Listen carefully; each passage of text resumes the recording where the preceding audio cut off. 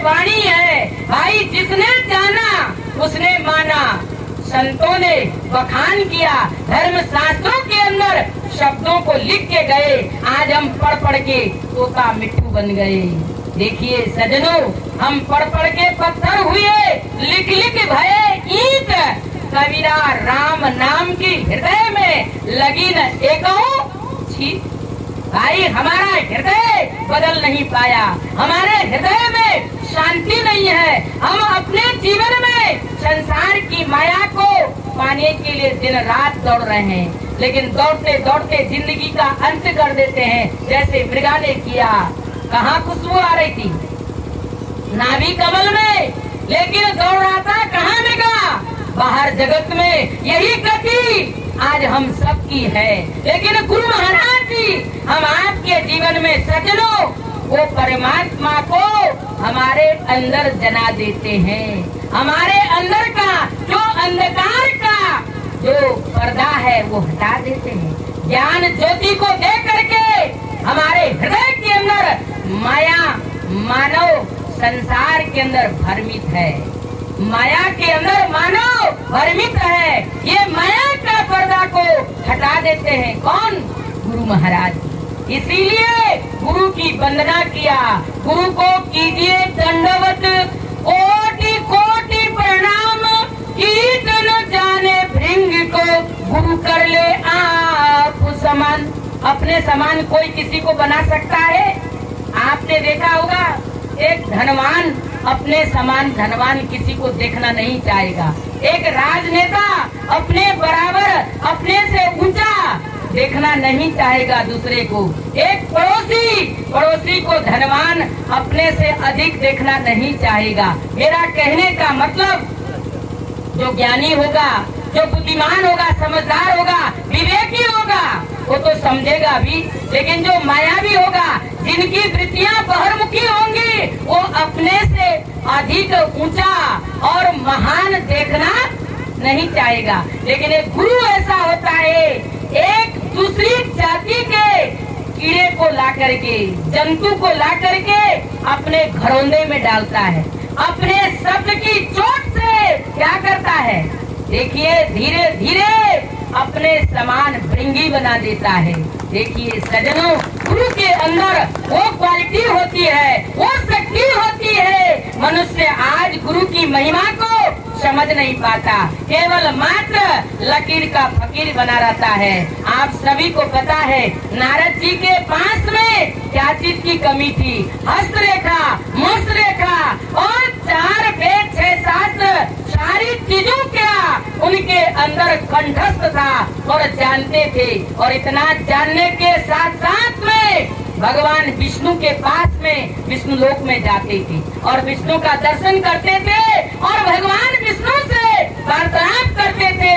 और सजनों, जब विष्णु लोक से अपने लोक, अपने धाम में आते थे, तो देखिए उनके जहाँ जहाँ कदम पड़ते थे, वहाँ वहाँ की मिट्टी उठा के लोग फेंक देते थे।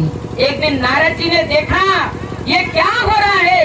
जहाँ जहाँ से मैं गुजर रहा हूँ, जहाँ जहाँ मेरे पग पड़ रहे हैं, वहाँ वहाँ की मिट्टी देव गण जो है, विष्णु के गण उठा करके फेंक रहे हैं। क्या कारण है?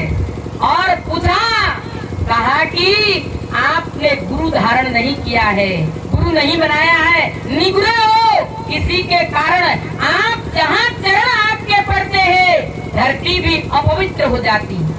अब देखिए, जब इतने बड़े ज्ञानी नारद जी के चरण पड़ने से, मैं लंबी चौड़ी कहानी नहीं सुना रहे हो, क्योंकि आप कहानियों में आप आज का मानव कोई कमी कसूर नहीं रखता और पढ़ता है, सुनता है, लेकिन सजनों कमी यहीं पर रखता है, जो चीज करने का है वो करता नहीं है। इसीलिए आज मानव पीछे है, सब कुछ में आगे है, लेकिन कर्म में पीछे है। इसीलिए वो अपने जीवन को आगे नहीं बढ़ा पाता। तो मेरा कहने का मतलब यह है, नारद जी ने देखा कि ये क्या कर रहे हैं, मेरे कदम जहाँ पड़ रहे हैं वहाँ की मिट्टी फेंक दिया जा रहा है। भगवान विष्णु के सामने कहा, प्रभु ये क्या हो रहा है? कहा, जहाँ जहाँ मेरे कदम पड़ते हैं वहाँ की लोग, आपके गण जो है मिट्टी फेंक रहे हैं। इसका क्या मतलब? भगवान विष्णु ने कहा ठीक कह रहे हैं, ये अपवित्र आपके जहाँ कदम पड़ते हैं वहाँ की मिट्टी भी अपवित्र हो जाती है। भगवान विष्णु के सामने नारद जी ने कहा मैं तो आपका साक्षात दर्शन करता हूँ। बोले भले कर लो, कोई बात नहीं, पर गुरु धारण तो करना ही पड़ेगा। बिना गुरु धारण किए किसी की आत्मा का कल्याण नहीं होता। धरती माँ भी अपवित्र है और हम धरती के भार हैं। सज्जनों, विचार कीजिए, इतने बड़े ज्ञानी ध्यानी के लिए गुरु को धारण करने की जरूरत पड़ी, क्या आज हम आपको जरूरत नहीं? विचार कीजिए, मेरा कहने का मतलब यह है, क्या हमको गुरु धारण करने की जरूरत नहीं है? आज मनुष्य कहता है हम तो सब कुछ जानते हैं, हमारे पास ज्ञान है, हम रामायण को पढ़ते हैं, हम गीता को पढ़ते हैं, हम भागवत को पढ़ते हैं, हम तीर्थ यात्रा करते हैं, हम व्रत उपास करते हैं, नेम धर्म आचार तप योग यज्ञ जप दान, हे सद पुनि रोग जाए हरि जान, हे सद पुनि कोटि मह रोग जाए हरि जान। हरि को जाने बिना किसी का जन्म और मरण का रोग नहीं जाएगा। सज्जनों, इतना ही नेम धर्म आचार तप योग यज्ञ जप दान कितना भी कर लो, लेकिन रोग जाए हरि जान। गुरु को जाने बिना, गुरु की शरण में गए बिना किसी मानव की आत्मा का कल्याण होने वाला नहीं है। और सज्जनों, क्या कहा हमारे संतों ने, देखो तेरो जन्म मरण मिट जाए, हरि का नाम सुमर प्यारे। देखिए, जन्म और मरण की व्यथा, इससे बड़ा अगाध दुख दुनिया में और कोई नहीं है। जन्म का दुख, मरण का दुख। अगर मनुष्य अपने जीवन में विचार करे, जन्म मरण की घड़ी में कितनी पीड़ा होती है।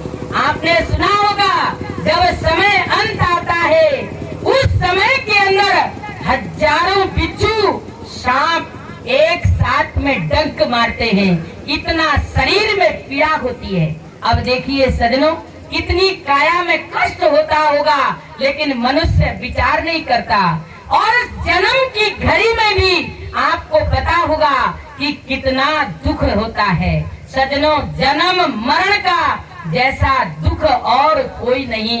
लेकिन संत ऋषि कहते हैं, वो घड़ी को मिटाने वाला समय का महापुरुष है, जो दुख है उसको मिटाने वाला, जन्म और मरण का चक्र से हमको मुक्त करने वाला समय का तत्ववेदा सद्गुरु होता है।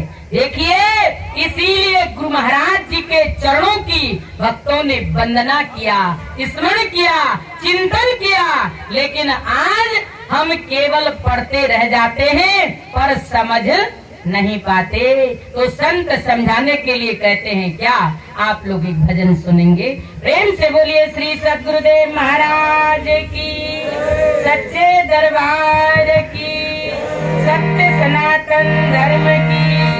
प्रेम से बोलिए श्री आनंद कंद भगवान